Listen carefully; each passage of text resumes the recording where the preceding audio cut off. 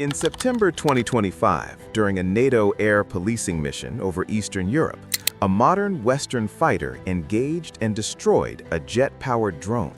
This was not a technology demonstration, nor a scripted exercise designed to prove a concept.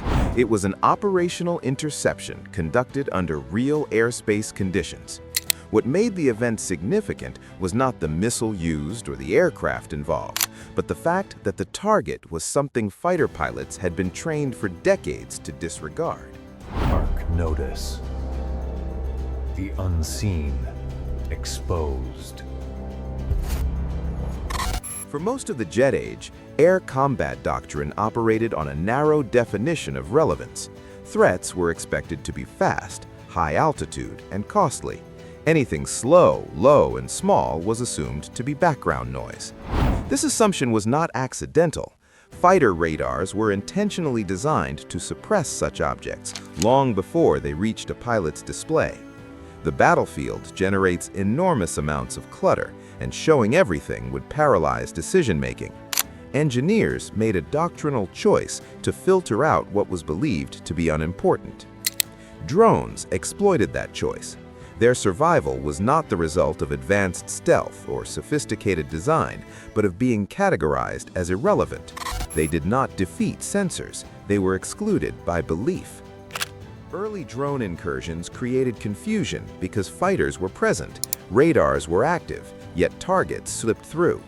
The issue was never detection. The data existed.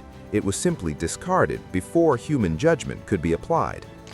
That framework began to break down when drone activity shifted from nuisance to strategic pressure. Sweden's response was not to introduce a new generation of sensors or platforms, but to remove the assumptions embedded in existing systems.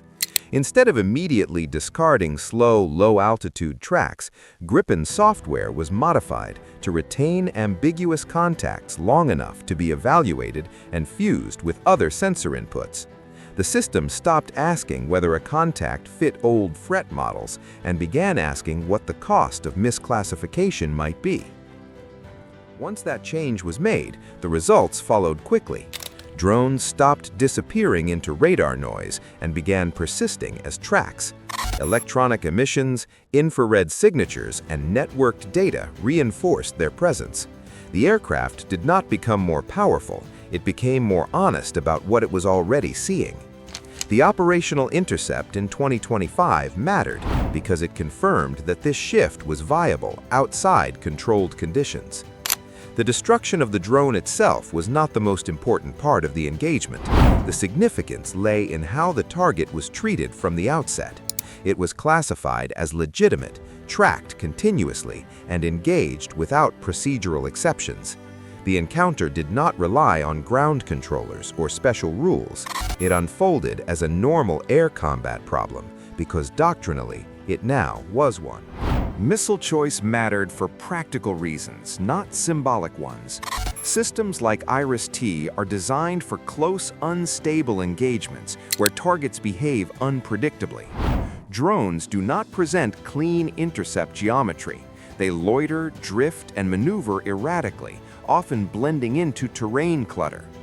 A missile optimized for speed-centric engagements can struggle in that environment. High agility, lock-on after launch, and tight pilot control loops proved more valuable than range or raw performance. However, this success exposed a limitation that no fighter can escape. A modern aircraft carries a finite number of missiles. Drones do not arrive in finite numbers. Even perfect interceptions quickly become unsustainable when attackers are willing to trade inexpensive platforms for expensive interceptors. Each successful kill consumes resources that cannot be rapidly replaced, while the attacking side loses little beyond hardware. This reality undermines a long-standing assumption of air dominance. Fighters were built to deny airspace to other aircraft, not to absorb mass attrition from low-value targets. Drone warfare thrives on volume and persistence, not survival. In such an environment, even effective fighters become a delaying mechanism rather than a solution. Sweden's answer to this was not to push fighters harder, but to change the architecture of defense. Electronic warfare became a central tool, not for self-protection, but for shaping the battle space. Passive detection, signal correlation, and networked sharing stripped drones of ambiguity before they became kinetic threats. A drone that believes it is unseen behaves differently. That behavior becomes exploitable. Crucially, this information does not remain confined to the aircraft that discovers it. Once a drone's signature is identified, it propagates across the network. Other fighters, ground systems, and command nodes adjust accordingly. Airspace stops being reactive and becomes managed. Drones lose the ability to surprise, even when they survive initial encounters. Ground-based systems complete this framework. Fighters thin incoming waves, disrupt patterns, and force inefficiencies. Ground defenses absorb what inevitably leaks through.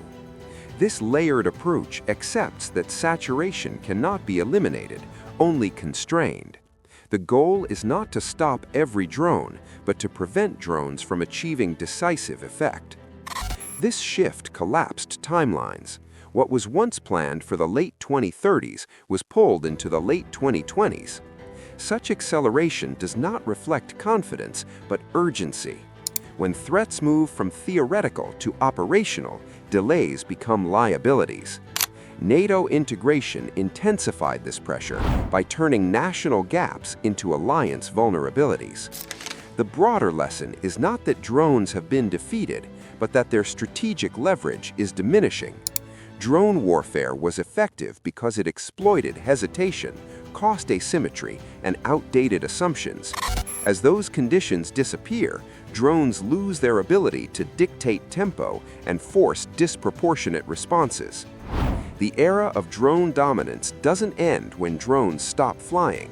It ends when they stop shaping decisions. When engagement becomes routine rather than exceptional, mass loses its power. Drones become friction instead of strategy. That transition is already underway. This is Dark Notice.